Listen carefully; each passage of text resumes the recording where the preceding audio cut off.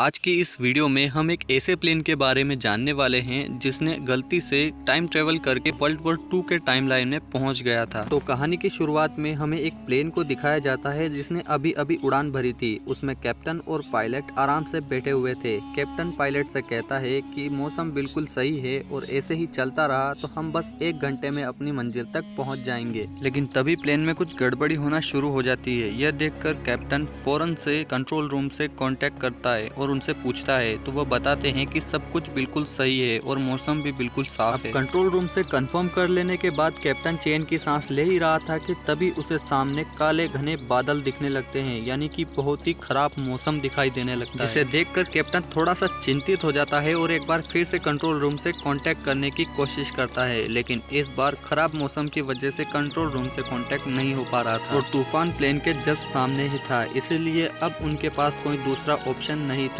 उन्हें उस तूफान के अंदर से ही निकलना होगा। सभी लोग अपने अपने सीट बेल्ट लगा लेते हैं और उसके अंदर से निकलने के लिए तैयार हो जाते हैं। लेकिन जब कैप्टन और पायलट उस प्लेन को तूफान के अंदर से निकालते हैं तो उसमें जोर जोर से झटके लगने लगते हैं। और इससे भी हैरान कर देने वाली बात तो ये है कि जब ये लोग इस खराब मौसम से बाहर निकलते हैं तो अचानक ही रात हो जाती है, यानी कि कुछ ही देर पहले तो दिन था पर अब रात हो गई है। अब अचानक से रात कैसे हो गई, ये बात कैप्टन और पायलट को काफी ज्यादा परेशान कर रही थी। लेकिन इसी के साथ एक और प्रॉब्लम ये थी कि इनके सभी डिवाइसेस काम करना बंद कर चुके थे सिवाय रेडार के, जो कि यह दिखा रहे थे कि इनके आसपास काफी सारे फाइटर प्लेन्स उड़ रहे हैं। ये सब देखकर कैप्टन और पायलट सोचते हैं कि हो सकता है कि प्लेन में कोई गड़बड़ी है जिसे कंट्रोल रूम ठीक कर देगा। लेकिन आधे घंटे तक कोशिश करने के बाद भी उनका कांटेक्ट कंट्रोल रूम से नहीं हो पाता है। अब कोई और रास्ता ना बचने के कारण कैप्टन और पायलट डिसाइड करते हैं कि हम थोड़ा सा नीचे जाकर पता करेंगे कि आखिर हो क्या रहा है। लेकिन वो लोग प्लेन को थोड़ा सा ही नीचे ले गए थे कि उनके रेडार में जो सिग्नल्स थे जंगी जहाज के वो बहुत ही ज्यादा बढ़ जाते हैं, यानी कि उनके आसपास जो फाइटर प्लेन्स उड़ रहे थे उनकी संख्या और भी बढ़ गई थी। लेकिन अभी भी पायलट और कैप्टन इसे प्लेन के रेडार की गड़बड़ी समझ रहे थे। लेकिन उनके होश तो तब उड़ जाते हैं जब वो नीचे देखते हैं। नीचे कई सारे बम गिराए जा रहे थे, यानी कि पूरी तरीके से जंग का माहौल चल रहा था। और इसका मतलब ये है कि जो रेडार में प्लेन्स दिखाए जा रहे थे वो एकदम रियल है। इस चीज को प्लेन में बैठे पैसेंजर्स भी नोटिस कर लेते हैं। वो भी खिड़की से झांक कर देखते हैं कि आखिर नीचे हो क्या रहा है। नीचे तो कई सारे बम गिराए जा रहे हैं। अब इतना खतरनाक जंग का माहौल देखकर सभी पैसेंजर्स काफी ज्यादा डर जाते हैं और वो लोग स्टाफ से सवाल करने लगते हैं कि यहाँ पर हो क्या रहा है, हमें सब सच सच बताओ। तो स्टाफ उन्हें कहता है कि चुप रहो, हमें भी नहीं पता कि यहाँ पर हो क्या रहा है, लेकिन हम जल्द ही सब कुछ ठीक कर देंगे, बस तब तक के लिए खामोश बैठे रहो।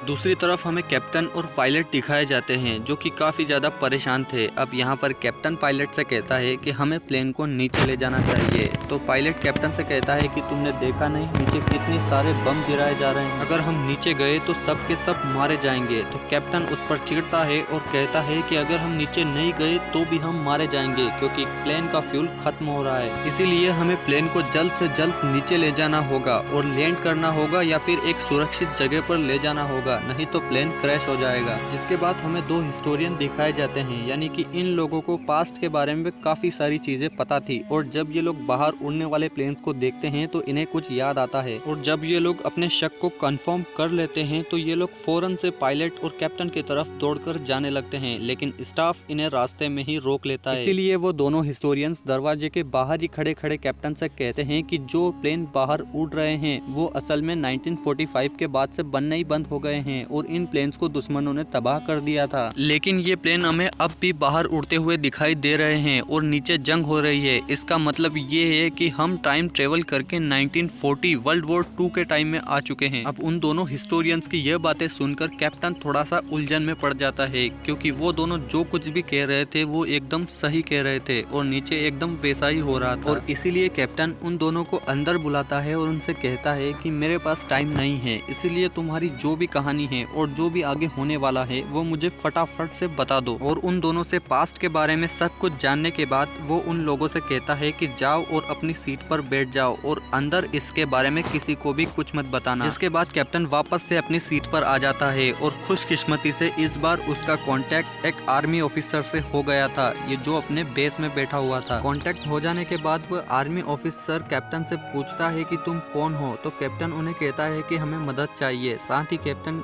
आज की डेट भी पूछता है, जिस पर वो ऑफिसर बताता है 17 जून 1940। और यह डेट सुनकर कैप्टन को पूरी तरीके से कंफर्म हो गया कि भाई हमने तो टाइम ट्रेवल कर लिया है। और इसीलिए वो काफी ज्यादा परेशान हो गया था, क्योंकि वो तो 2015 के टाइमलाइन में जी रहा था।